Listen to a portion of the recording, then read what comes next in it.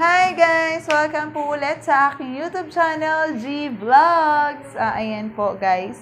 Salamat po sa mga nag-subscribe dyan sa akin at sa mga nakasubscribe po. Sana po is patuloy niyong suportahan at panoorin ang aking mga videos. Ayan guys. So para sa video na ito, magawa ako ng... Bisaya ka doon. Magawa ako ng Christmas decor. Ayan, DIY Christmas decor. So, ayan guys. Simulan na natin guys. 1, 2, 3, come on!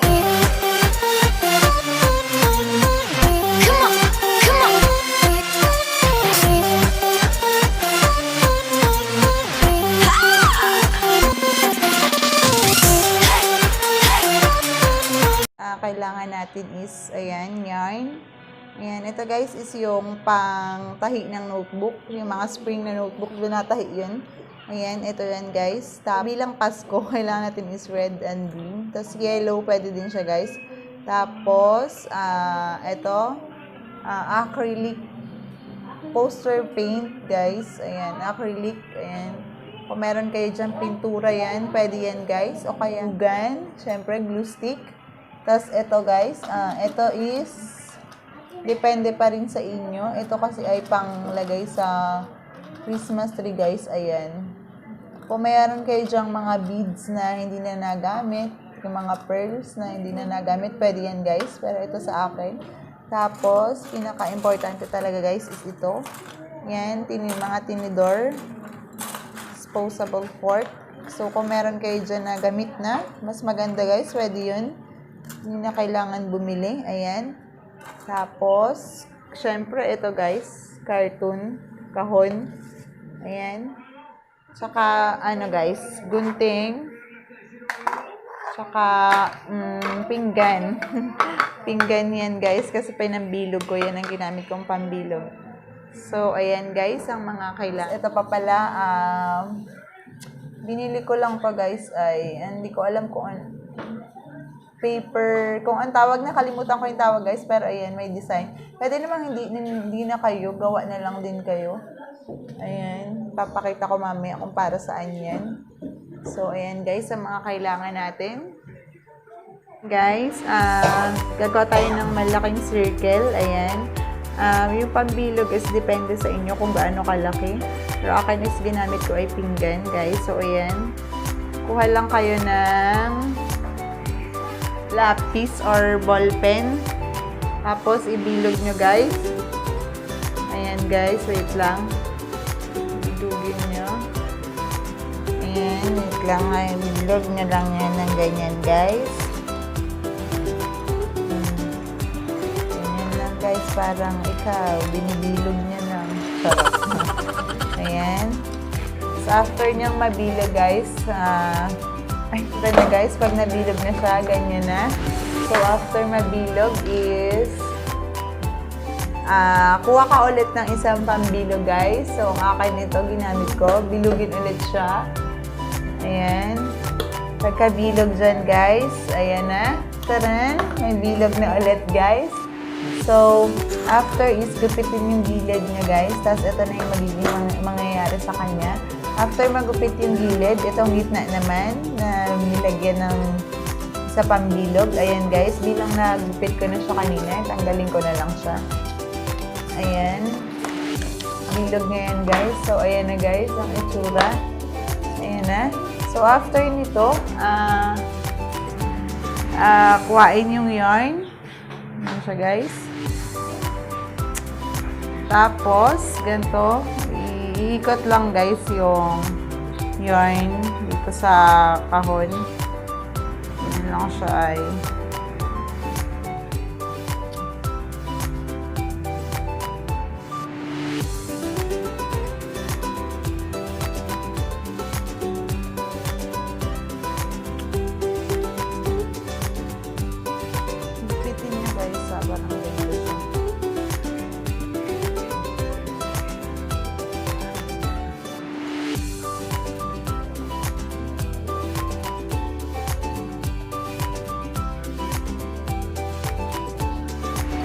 So, ayan na guys. Ito na siya. Oh, ayan na. Lapit na guys. Konti na lang. Game na guys. Ayan. So, ganyan lang. Dire-diretso lang guys. So, ayan na guys. Tapos na siya. Ayan. Ayan na siya. Ito na. Yan na ito tsura niya guys pag natapos na siyang lagyan ng yarn. Bali, ang nagamit ko dito is isang buong yarn at saka, ayan. Ito na lang natira dun sa isa guys. Bali, isang buo at kalahati na yarn. Ayan, may kalahati pa siya. So, after nito is kuha na ninyo yung tinidor. Disposable yan. Putulin lang siya guys ng hanggang dito. Ayan. Ayan guys. Ganyan siya. Ganito. So, may mga naputol na ako dito kanina. Ayan na siya guys. So, after nito, after maputol, lagyan na siya ng kulay guys. Ayan. Yung kulay naman is pwedeng pintura guys. Kung may pintura kayo dyan na available, pwede na yun. Ang gagamitin ko ngayon is ito, acrylic paint ito guys. Ayan. Ito is gamit ng aking mga anak. So, ayan. Ayan.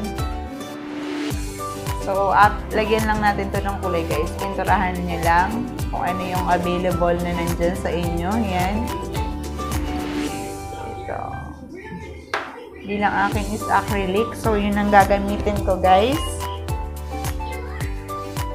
Ayan guys. Ganyan siya. Maganda ito guys kasi madali siyang matuyo. Acrylic paint. Ayan. Try nyo lang yun ng ganyan.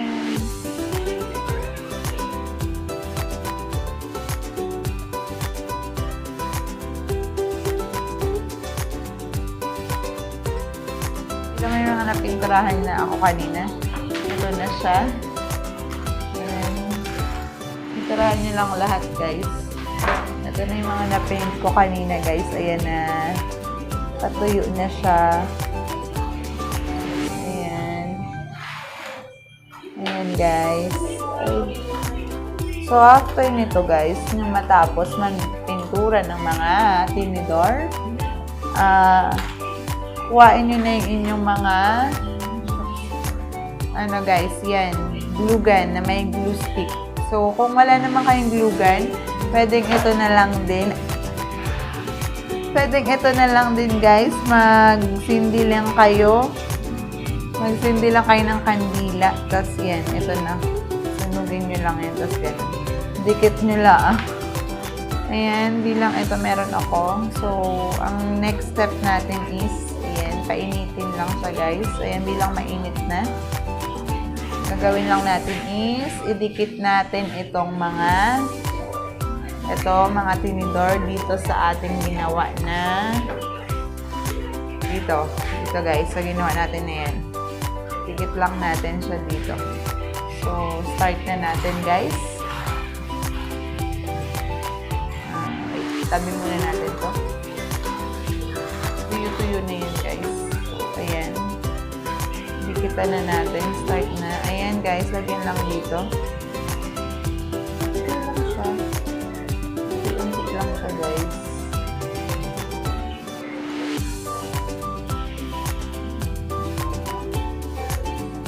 So, ayan. Ganyan lang guys.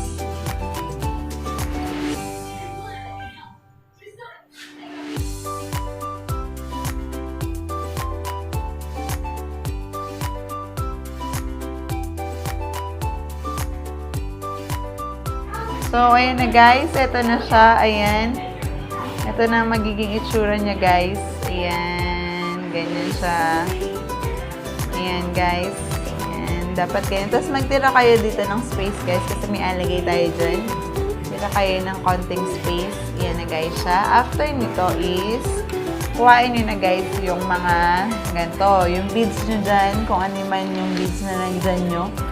Kuhain nyo na yan, tapos gupit-gupitin siya. Or kung meron na kayong beads dyan, nagupit na, ayan, pwede na siya gupitin. Okay na, ayan. Ayan guys, ganito. Ganyan na siya, ayan. Tanggalin nyo siya. Tapos, ilagay natin siya sa, ito is, lagyan natin ng, ito guys. Ginupit-gupit na yan. Lagyan natin ng glue. Tapos, dikit natin sa gitna. Ayan, dyan. Ganun ulit guys, sa lahat. Maglagay tayo.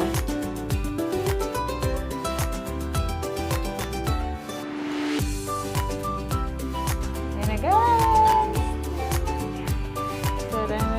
After nito is, guys, pwede nyo muna siyang guys, yung mga walang paint pa, yung natanggal, pwede nyo siyang ayusin, dagdagan.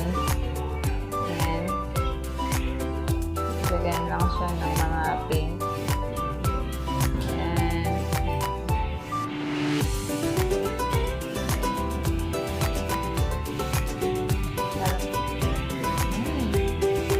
Ganun lang guys, gawin nyo din sa lahat.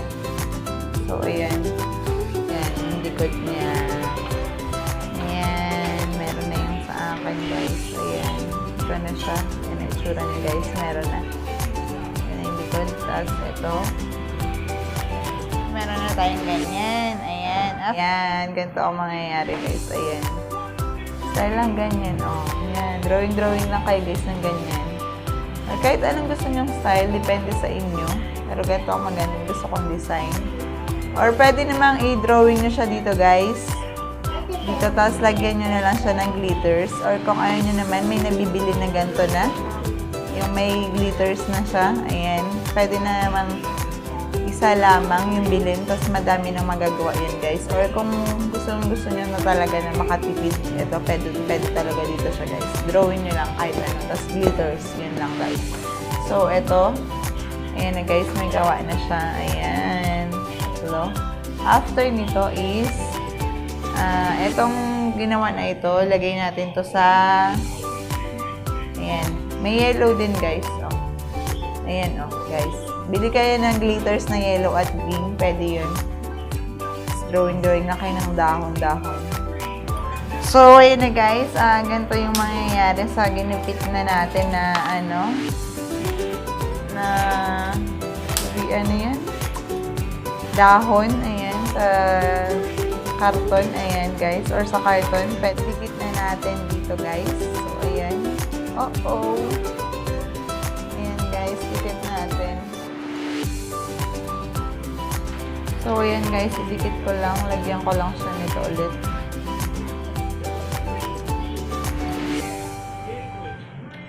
Tapos, dikit lang natin siya guys.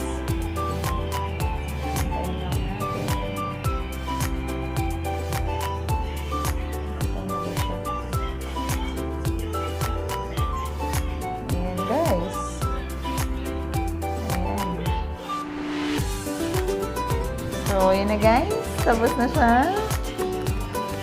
Diba? Ayan. So, guys. Meron na tayo. Christmas decor. Ang decor. Oh, guys. Tada! Yan na. Finished product. Ayan guys. Diba? Yan. So, hi guys! Ayun na nga po at natapos na din ang aking DIY Christmas decor. Ayan guys. Ayan na siya guys. Diba? Pwede na siyang isabit. Tapos guys, kung gusto nyo palang isabit na mataas, tapos naikot-ikot siya, pwede naman siyang lagyan dito sa kabila ulit. Ganito lamang din yung gawin nyo. Tapos, lagay dito sa likod para maganda tingnan pag naikot-ikot. Ayan. So, akin is okay na to. Ganyan siya. Ayan. Tapos, gumawa pa nga ako ng isa guys. Ayan. Green na may red. So, ayan. Nakadalawa tayo guys. Ayan. So ayun na nga guys, tapos na ang aking DIY Christmas decor. Ayun, gusto ko lang magpasalamat sa aking pamilya na talaga namang tinulungan ako para mas mabilis kong matapos. Or kung nagustuhan niyo po, please mag-iwan kayo ng like dyan. At para po sa mga may suggestion dyan, sa mga susunod kong gagawin, mag-comment lang po kayo. At sa mga gusto magpa-shoutout, Yes, comment din kayo dyan at babasahin ko po sa susunod kong video. At ayun na guys, alam ko naman na tayong mga Pinoy is kahit anumang pagsubok o may pinagdaraan ng pandemya, alam ko na tuloy pa din ang diwa ng Pasko sa atin. So kung gusto nyo makatipid, ayan, pwede nyo na siyang gawin na sa sarili nyo. Sobrang dali lang guys. Ayan. At pwede nyo din itong maging banding ng inyong mag-anak. So, ayan na guys. Muli maraming salamat po sa panonood. At kung bago ka po, huwag kalimutan mag-subscribe at i-click ang notification bell. Mag-ingat po tayong lahat. God bless.